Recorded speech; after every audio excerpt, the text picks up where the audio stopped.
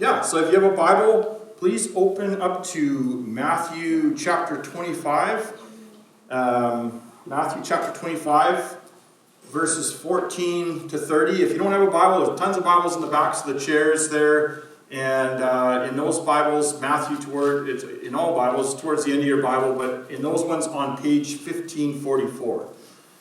Matthew 25. And so just kind of open it up and keep your finger in there, because we're not actually going to read it right away. I've got a bit of a longer intro today. So today what we're going to do is we're going to look at a parable told by Jesus, the parable of the talents. And so, as most of you know, we're taking a big pause here from Isaiah. We're going to come back to it just before Easter. But the reason why I picked this parable today is because, first of all, it's the new year. And I feel like the new year is always a really good time to be seriously challenged by God. It's a good time for us all to kind of look at our lives and take stock in what we're actually doing with the time that God has given us. And then the second reason is because this parable is nestled inside of Matthew chapters 24 and 25. And these two chapters are two chapters where Jesus is giving us quite a lot of information and instruction regarding the last days and Jesus' impending return.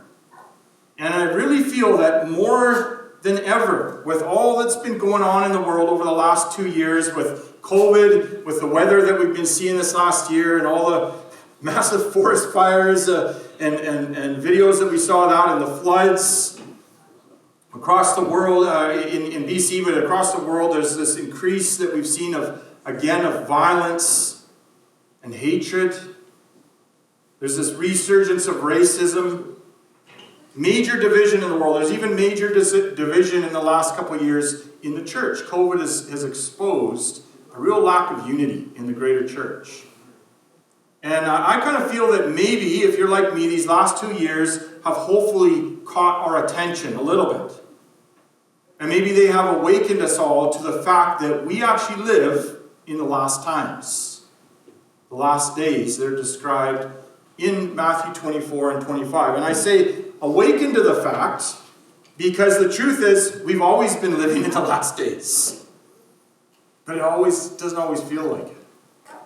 For many of us, we have been, and I will be the first to admit in my life, we have been sleepy Christians. We've been sleepy to the truth and the reality of our place in history.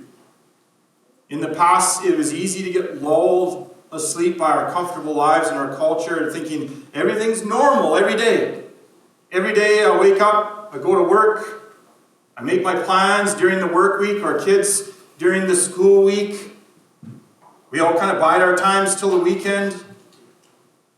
We plan things, we plan our families, we plan where we live, we plan what we're going to have for supper, we plan what our retirement's going to be like.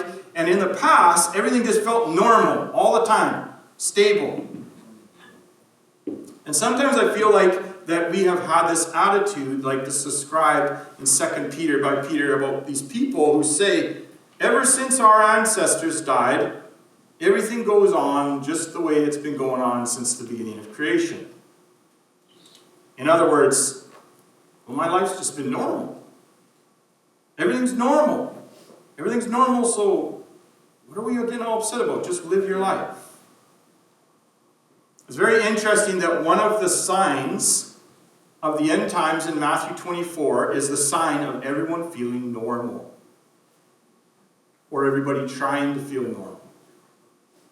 Matthew 24, 37 to 39 says, "For as were the days of Noah, so will be the coming of the Son of Man.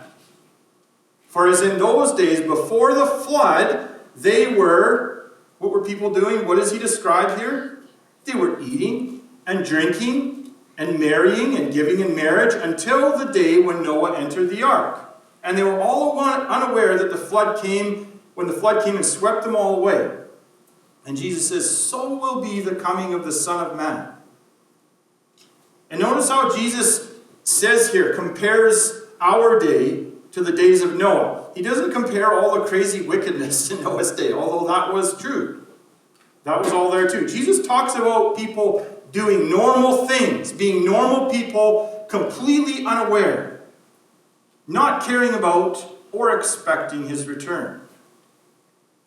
And I find this actually very fascinating given our worldwide desire to get back to normal, whatever that is, after COVID.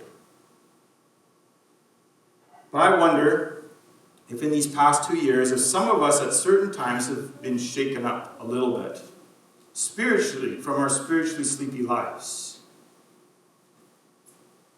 I say sleepy, it's just kind of like spiritual nap. And my wife will attest, I take lots of naps. I often nap, my time to nap is Sunday afternoon. Whatever it is about preaching, it kind of wipes me out. And I usually take a short nap, and I often drift asleep while I'm watching, during Formula One season, I watch the replay of Formula One from the night before, and I kind of conk out before I see the end. But there's always that sudden moment for me when I all of a sudden feel my 2-year-old smacking me in the face with his toy truck while I'm sleeping on the couch saying, "Wake up, Daddy!" And to me, it's a rude awakening. It takes me a few minutes to actually kind of gather my thoughts and remember where I am, remember what day it is, who I am. And as we're going to see in our passage here in Matthew 24 and 25, our King Jesus has gone physically away for a long time now. And he has left us his Holy Spirit. But he will physically return. And will it be this afternoon? Will it be next fall? Will the return of Jesus be in our lifetime? I don't know. I don't really think that is for us to know. But as Jesus makes clear in these 2 chapters, is that we live in a period of time that's right before the return of the King. A period of time in history. For the first whole section of Matthew 24, Jesus describes all the signs of the ends of the age. And Jesus says there's going to be these birth pains on planet Earth. Pains that lead to the end. These contractions. Labor. Wars. Rumors of wars. Nation coming against nation. Kingdom against kingdom. Famines. Earthquakes. Diseases. Hatred, it says, will grow like a weed on the earth. Many, it says, will fall away from the faith and end up then being divisive and hateful towards one another and to their previous brothers and sisters. Verse 12 says, the love of many will grow cold. It's one of the worst lines in the Bible to me. The love of many will grow cold.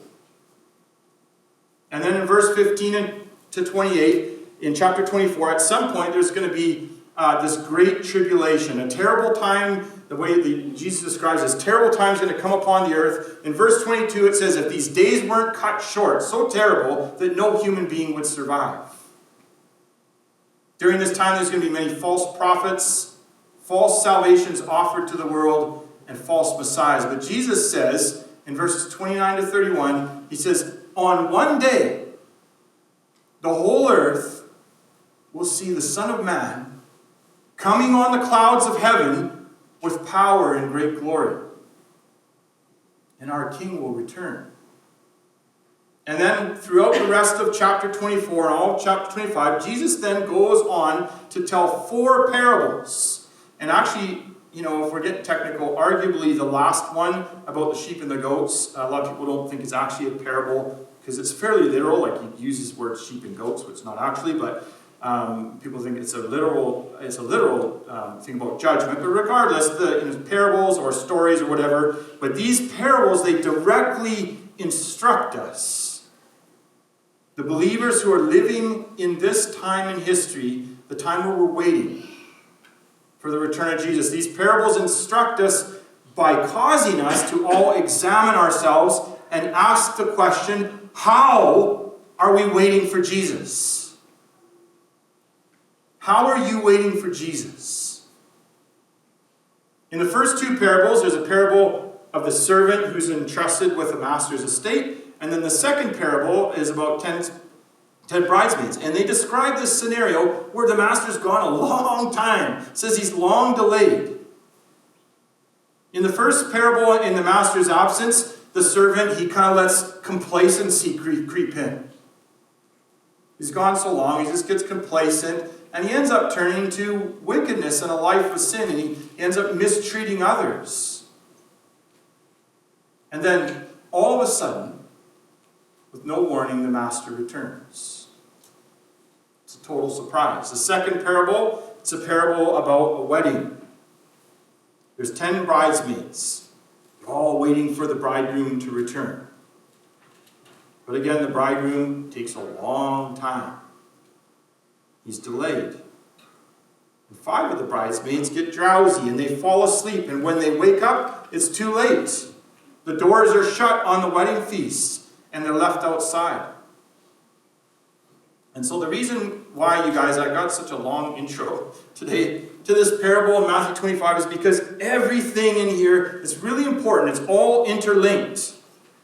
This whole context of the signs of the last days and these other parables, they all kind of lead into our parable today. And they help us to understand what Jesus means for us to see. Because honestly, I think if we just were to just look at the parable of the talents on its own here, it can be very confusing. It was for me for many years when I was a kid. But Jesus says, he says, the end of all things is coming, my return is coming, and he asks us a few questions. He says, are you my servant? Are you my servant?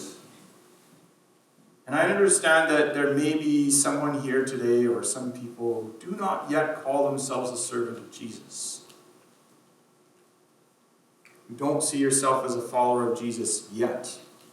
And if that is you today, I'm glad you're here. And I think that Jesus is calling you. But in these parables, Jesus asks us, he says, are you my servant, you guys? Also Baptists. Everybody. Do you trust me? Do you love me? He says, I know it's taken me a long time to return. But he says, am I worth waiting for? And then he says in these first 2 parables, he says, you guys, while you're waiting, be ready. Watch and be ready. Don't fall asleep. Don't get complacent and forget who you are. A servant. Be ready. And some people might say, what does that mean? What does that even mean? Go like this? Be ready? Like look up like that? What does it mean in the life of a Christian to be ready, to wait for Jesus? Well, that's where our parable today comes. The parable of the talents. This is what it looks like in this parable to be ready or to not be ready. There's 2 options. So let's read it here. Matthew chapter 25, verses 14 to 30. Jesus says, for it will be like. He says, for it will be like. And right off the bat, we're like, what will be like? Well, if we go back in the previous verses, he's talking about the kingdom of heaven at the return of Jesus. The kingdom of heaven at the return of Jesus will be like a man going on a journey who called his servants and entrusted to them his property. To one he gave 5 talents, to another 2, to another 1. To each according to his ability. Then he went away. And he who had received the 5 talents went at once and traded with them, and he made 5 talents more. So also he who had the 2 talents made 2 talents more. But he who had received the 1 talent, he went and dug in the ground, and he hid his master's money. Now after a long time, the master of those servants, he came and he settled accounts with them. And he who had received the 5 talents came forward, he brought 5 talents more, saying, Master, you delivered me 5 talents. Here I made 5 talents more. And his master said to him, well done, good and faithful servant. You've been faithful over a little. I'm going to set you over much. Enter into the joy of your master. And he also, who had 2 talents, he came forward saying, Master, you delivered me 2 talents. Here I made 2 talents more. And his master said to him, Well done, good and faithful servant. You've been faithful over a little. I will set you over much. Enter into the joy of your master. He who had received the 1 talent, he came forward saying, Master, I knew you were a hard man, reaping where you don't sow, and gathering where you scattered no seed. So he says, I was afraid. I went and I hid your talent in the ground. Here, I got it. It's yours. Take it back. But his master answered him, You wicked and slothful servant. You knew that I reap where I don't sow, and gather where I scattered no seed. Then you ought to have at least invested my money with the bankers. At my coming I should have received what was mine with interest. So take the talent from him and give it to him who has 10 talents. For everyone who has will be given, and he will have an abundance. But from the one who he has not, even what he has will be taken away. And cast the worthless servant into outer darkness. In that place there will be weeping and gnashing of teeth. And so, like many of Jesus' parables, the last couple lines in Jesus' parables are often downright terrifying. And I've had a lot of people come to me and say to me in life, you know what, I've read a little bit of the Bible, but I don't like all that Old Testament stuff. I don't subscribe to that. I don't like all that stuff that talks about judgment and hell. I just like the teachings of Jesus. And whenever I hear people say that, I think to myself, have you actually read what Jesus said? Because I personally think, to me, the toughest, most cold water in the face passages in the entire Bible are from Jesus, spoken by Jesus. Each of these 4 parables, they end very badly for some people on the day Jesus returns. And I don't like talking about that stuff, but Jesus did. And whenever I read it, I feel Jesus saying to me, pay attention. Pay attention, Jordan. This is not just some trivial advice for a wholesome living. This is life or death. And the stakes are eternal. So let's pay attention. So this is a parable. Remember parable, parabole? It means that Jesus is laying down something on the ground, parable to another thing. Parallel, I should say. Parallel to another thing. So here he lays down this story of an idea that has familiar things in it so that we can understand serious concepts in the kingdom of God. Specifically here about the return of Jesus and when we stand before God. And so in this parable, there's 3 guys. We just read it. 3 servants. One gets 5 talents. One gets 2 talents. And then the last one gets only 1. And so it's important to understand as we look at this that Jesus wasn't just speaking to a specific, highly specific group of people a few thousand years ago. This is about us. Jesus speaks today. He's speaking to us. And so let's look at this. All of these guys, they receive talents. So what the heck are talents? I feel like when I was a kid, no one ever explained this to me. And I always thought talents, the parable of talents, is like the things that God gave you that you're talented at. I always thought that. And then later I read different versions. Like if you have the Bibles in the backs of the chairs, I'm using the ESV. If you have the NIV, it translates it as bags of gold. But what is a talent? So actually the Greek word for talent is talenton. And it actually is, it's not a bag of gold, and it's not a talent you're given. It's a measurement of weight. It's not even an amount of money. It's a measurement of weight of something. And it's a big amount. I don't know, and people don't know really specifically. It's like when we say a ton, you receive like 5 tons. And so if we think about that in the amount of somebody received 5 tons of cash or 5 tons of gold, it's a lot. Millions and millions of dollars.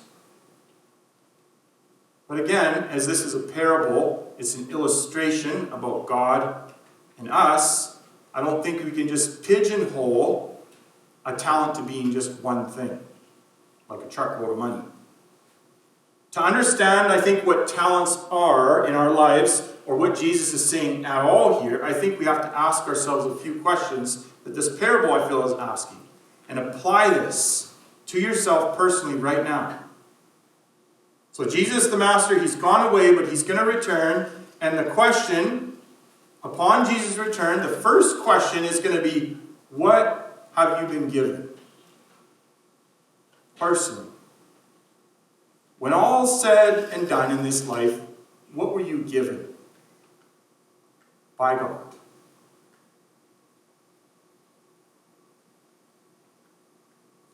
I asked myself this question this week, and the answer that jumped in my heart was, although so obvious, was extremely profound and convicting.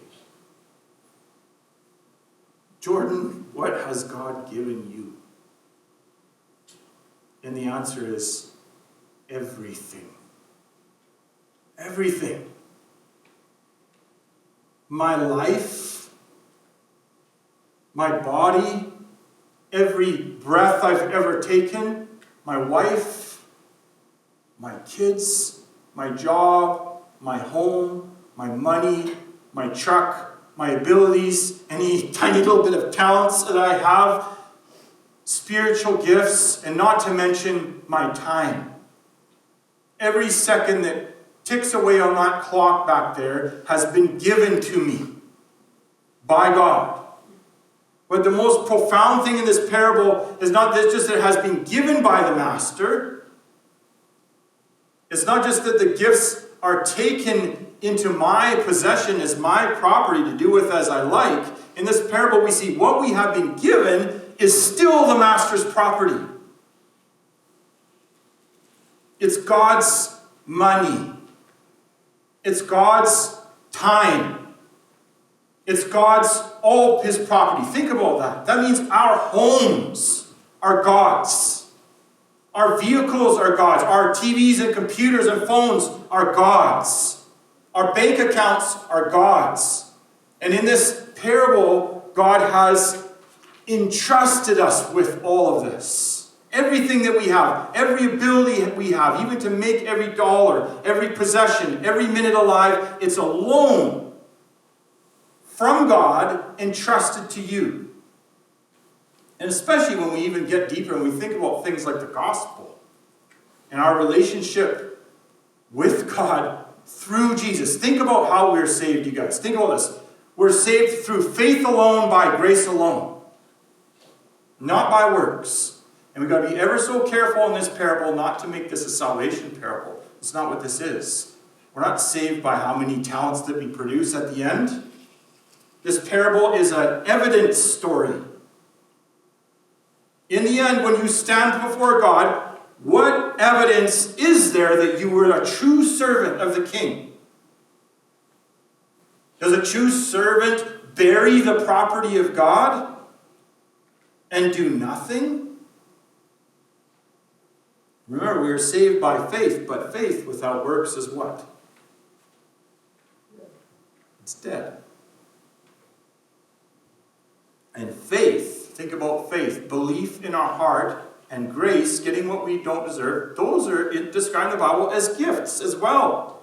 So is the unconditional love of God. It's a gift. And so Jesus is asking you in this parable, he's asking me, what have you been given? What did God entrust to you personally? And our terrible human pride likes to push back against that question. Be like, you know what? I worked hard, actually. You don't know how hard I worked in my life. I worked hard for a lot of stuff. I earned it. It's mine. Is it, though? God has given us each something different. To the guys in the parable, he gave different amounts. This is very fascinating, too. They all had different abilities. It says each according to his ability, but their abilities themselves were given by God too. And God does not deal out everything the same with everybody in his church or all his believers across the world. He's a God of variety.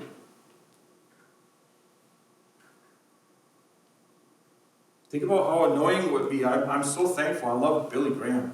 Billy Graham's one of those influences on my life. But if everybody was Billy Graham, we would all annoy each other. Variety. We are all different people. We have different upbringings. We have different circumstances in our life, different hardships, different joys.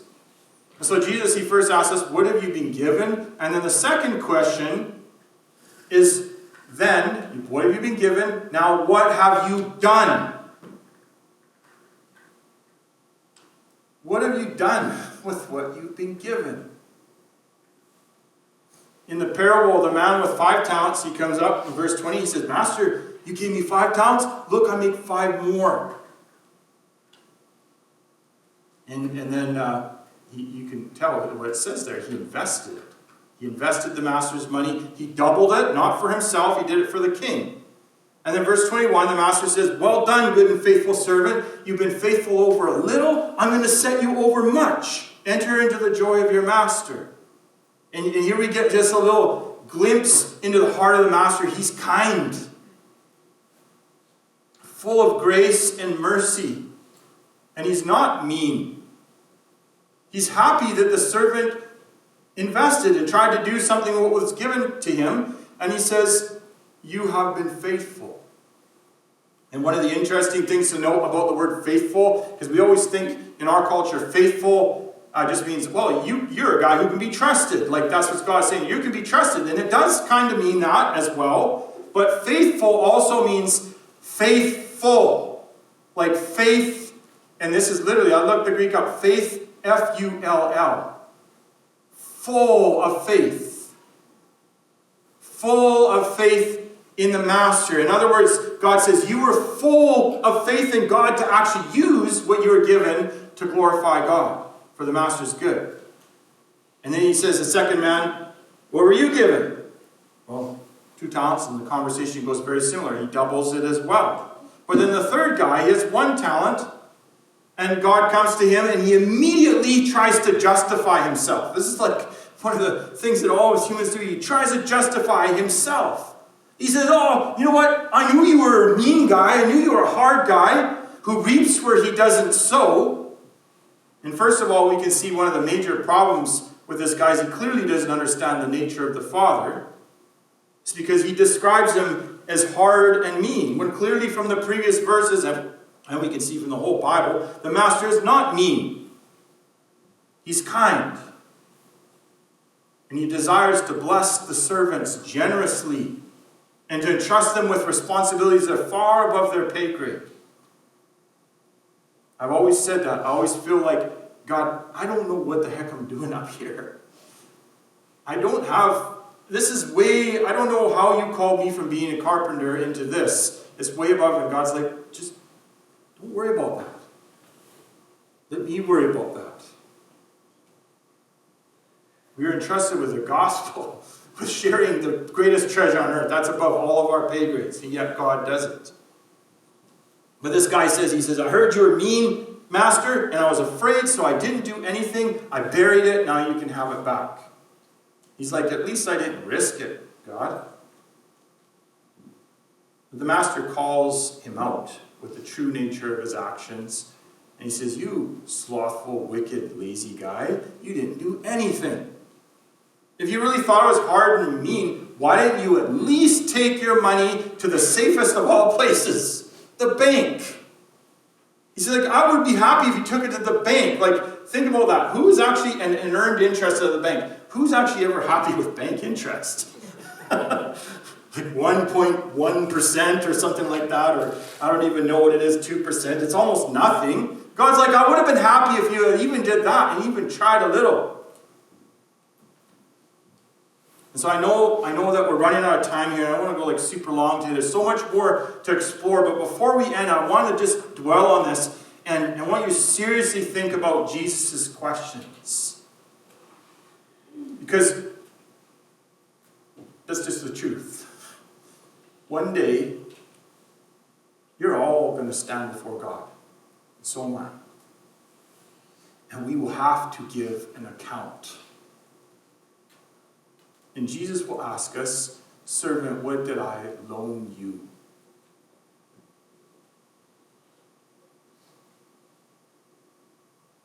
your house was alone. It's not yours. Think about this unpopular statement in today's day and age. Your body, even. I feel like if I say that, ripples will go through here. Your body is not yours, Christian. You've been bought with a price. We're not mini sovereigns over ourselves in our own time and our own bodies. God is sovereign over us. And we will stand before God and He will ask us, what have you done? What have you done? Think about the deep nature of this question. This should convict us all. What have I done? Not what did the church do? Not what did your spouse do? Not what your parents did. What did you do with your talent that I gave you? What have you done with all the grace that I gave you? Did you invest that? You think about that. Do we invest grace and unconditional love that we received everywhere we go? Do you give grace back to that terrible, mean, backstabbing jerk at work? The one who talks behind your back and tries to get you fired. Do you invest grace with that person? Do you forgive when you have been forgiven? Do you invest faith for the glory of God? Are you faithful, full of faith? That, as it says in Ephesians 3:20, that God will do immeasurably more than all we ask or imagine, according to His power that's work within us.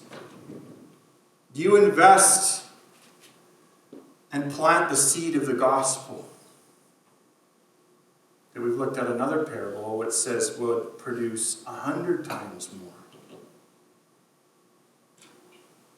What have we done with everything? All our money, all our possessions, our lives, our time. Did we bury it, just using it for ourselves, or did we invest it?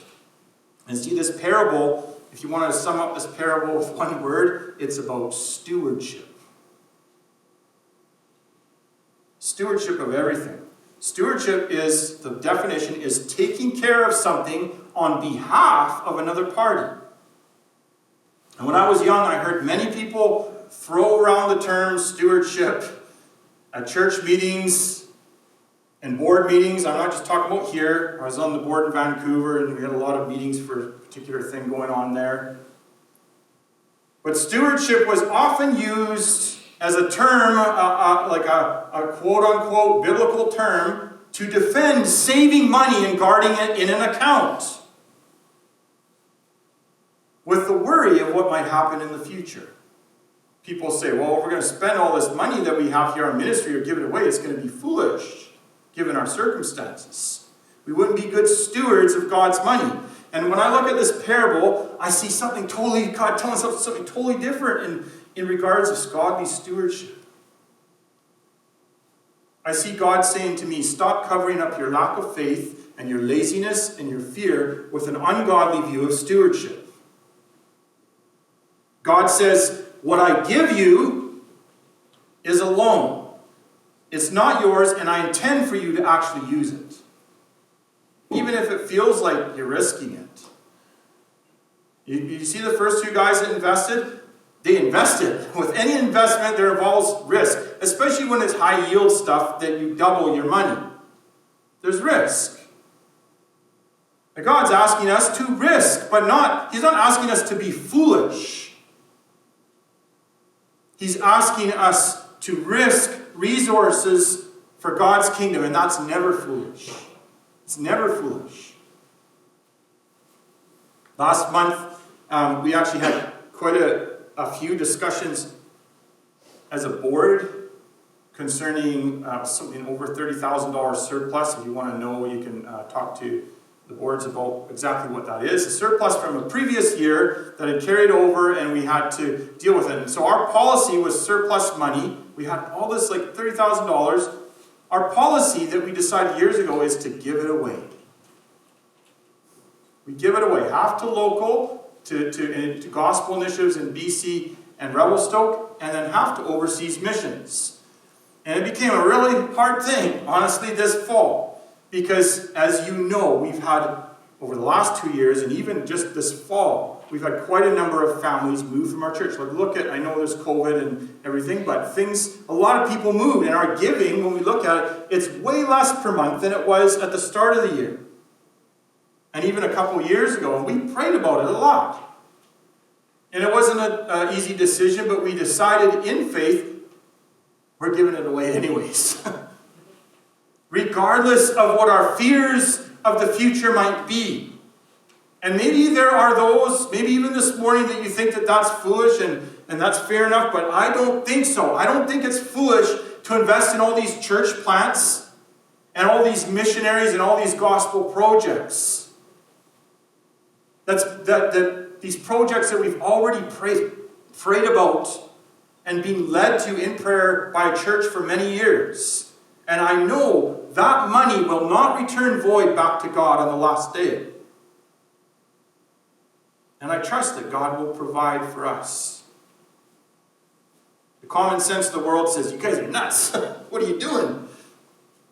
You got some surplus? Sit on that. Wait for a rainy day. Don't you know what the economy is like? Everything's going to come crashing down and all this stuff. But we reply as a church, no, that would be foolish. Don't you know the king's coming back? And we all have to give an account. Will we stand before him and try and justify ourselves? Oh, little I did. I was worried about the economy. I was worried about this and that. We didn't have many people in the seats. Are we personally going to try and justify ourselves with worldly common sense on why we buried what God gave us? Or will we pour out our lives and our possessions and our time and the grace that was given to us, the gospel that was given to us, everything like an expensive perfume at the feet of Jesus? Risking it all for the expanding of God's kingdom and for his glory. Resting not in trying to make our own justification, but resting in God's justification of us. He justifies us through the forgiveness of sins and grace and salvation, which was purchased on the cross. In Jesus' blood on the cross. So I'm going to actually call up the worship team at this point. We're going to take communion this morning, and